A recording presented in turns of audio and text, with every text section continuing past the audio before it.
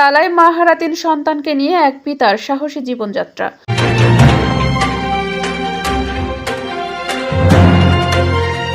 দর্শক, স্বাগত জানাচ্ছি বিবিআর নিউজে। সাথে আছি আমি তাসনিম জারা।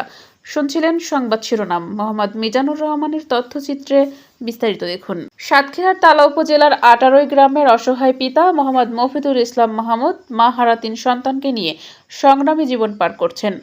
জীবনের কঠিন বাস্তবতার মাঝেও তিনি হার মানেননি। সীমাহীন কষ্ট বুকে চেপে সন্তানদের মানুষ করার স্বপ্ন নিয়েই এগিয়ে চলেছেন তিনি। আমার ৩টি বাচ্চা রেখে আমার বাড়িওয়ালা ২০২১ সালে চলে যায়, এভাবে অন্য লোকের হাত ধরে চলে যায়। যার পরে সেই থেকে আমি আমার 3টি বাচ্চা, আমি বাবা হিসাবে তাদের সকল বিষয় দায়িত্ব পালন করছে। তারা তাদের মানে আপন বলতে পৃথিবীতে আর কেউ নাই।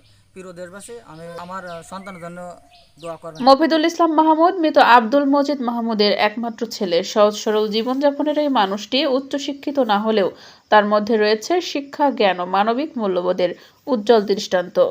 নিজের বড় ছেলেকে উপজেলার শ্রেষ্ঠ হাফেজ হিসেবে দেখতে চান তিনি। ৩ সন্তানদের মধ্যে বড় মেয়ে ১৬ বছর বয়সী সুমি খাতুন শারীরিক প্রতিবন্ধী। তিনি তেঁতুলিয়া বুদ্ধি প্রতিবন্ধী বিদ্যালয়ে পড়াশোনা করছেন। 2 ছেলের মধ্যে বড় ছেলে ১২ বছর বয়সী সুমন মাহমুদ যশোরের বাঘারপাড়া হাফিজিয়া মাদ্রাসায় অধ্যয়নরত। ছোট ছেলে 7 বছর বয়সী ইসমাইল মাহমুদও হাফেজি শিক্ষায় অধ্যয়নরত রয়েছে। বর্তমানে ৪২ বছর বয়সী মফিদুল ইসলাম মাহমুদ পরিবারের একেবারেই একা। পিতামাতাও আর বেঁচে নেই। নিজের ঘরবাড়ি, বনজ ফলজ বাগান ঘেরা ছোট্ট সংসার দেখলে যে কারোর হৃদয় ছুঁয়ে যাবে।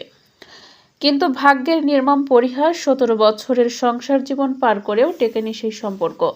৩ সন্তানের জননী পরক্রিয়ায় জড়িয়ে অন্যত্র চলে যান। ২০০৭ সালের পারিবারিকভাবে ইসলামী শরীয়ত মোতাবেক উপজেলার শ্রীমন্দকাঠি গ্রামের মনসুখ মোড়লের স্ত্রীর আগের ঘরের মেয়ের সঙ্গে তার বিয়ে হয়েছিল। পরবর্তীতে ২০২৪ সালে পুনরায় বিয়ে করলেও প্রতিবন্ধী সহ ৩ সন্তানের দায়িত্ব নিতে অনাগ্রহ দেখান দ্বিতীয় স্ত্রী। এমনকি সংসার টিকিয়ে রাখতে মফিদুল ইসলাম মাহমুদের সয় সম্বল নিজের নামে রেজিস্ট্রি করে দেওয়ার শর্ত দেওয়া হয় বলে জানা যায়। তবুও হতাশ নন এই সংগ্রামী পিতা। তিনি জানান, সন্তানের ভবিষ্যতের কথা চিন্তা করেই তিনি জীবনযুদ্ধ চালিয়ে যাচ্ছেন।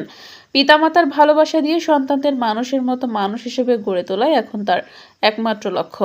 সমাজের বিত্তবান ও মানবিক মানুষের সহযোগিতা পেলে হয়তো এই অসহায় পিতা ও তার সন্তানদের জীবন কিছুটা সহজ হবে।